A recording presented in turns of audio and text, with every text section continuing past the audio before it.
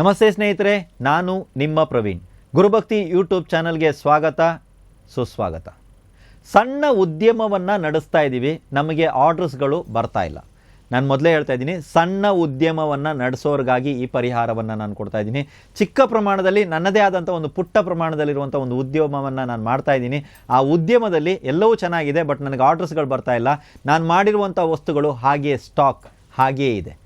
ಇದು ವ್ಯಾಪಾರವಾಗಲು ಒಂದು ಪರಿಹಾರವನ್ನು ಇವತ್ತು ನಾನು ಕೊಡ್ತಾ ಇದ್ದೀನಿ.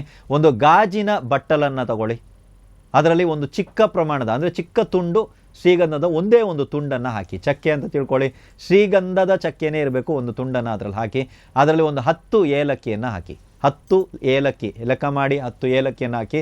ಈ ಒಂದು ಬೋಲ್ ಏನಿದೆ, ಆ ಗಾಜಿನ ಒಂದು ಬೋಲ್ ಚಿಕ್ಕ ಪ್ರಮಾಣದ, ದೊಡ್ಡದಲ್ಲ, ಚಿಕ್ಕದಾಗಿರುವಂಥದ್ದು, ನೀವು ಎಲ್ಲಿ ಮಲಗ್ತಿರೋ ಆ ಮಲಗುವಂಥ ಸ್ಥಳದಲ್ಲಿ ಮೇಲ್ಭಾಗದಲ್ಲಿ ಎಲ್ಲಾದರೂ ಒಂದು ಕಡೆ ಸ್ಟ್ಯಾಂಡು ಅಥವಾ ಏನಾದರೂ ಒಂದು ಸಜಾ ಇತ್ತು ಅಂದರೆ ಅದರ ಮೇಲ್ಗಡೆ ನೀವಿಡಿ. ನೀವು ಎಲ್ಲಿ ಮಲಗ್ತಿರೋ ಆ ಮಲಗುವಂಥ ಜಾಗದಲ್ಲಿ ನಿಮ್ಮ ತಲೆಯ ದಿಶೆ ಕಡೆಗೆ ಸ್ವಲ್ಪ ಮೇಲ್ಭಾಗದಲ್ಲಿ ಅದು ಇರಬೇಕು. ಅರ್ಥ ಆಯ್ತಲ್ವಾ? ಅದನ್ನು ಅಲ್ಲಿ ಪರ್ಮನೆಂಟಾಗಿ ಇಟ್ಬಿಡಿ. ನೀವು ನಿಮ್ಮ ಈ ಸಣ್ಣ ಉದ್ಯಮದಲ್ಲಿ ಯಾವ ರೀತಿಯಾದಂಥ ಲಾಭವನ್ನು ನೀವು ಕಾಣಲು ಇಚ್ಛಿಸುತ್ತೀರೋ ಆ ಲಾಭ ಬರಲು ಪ್ರಾರಂಭ ಆಗುತ್ತೆ.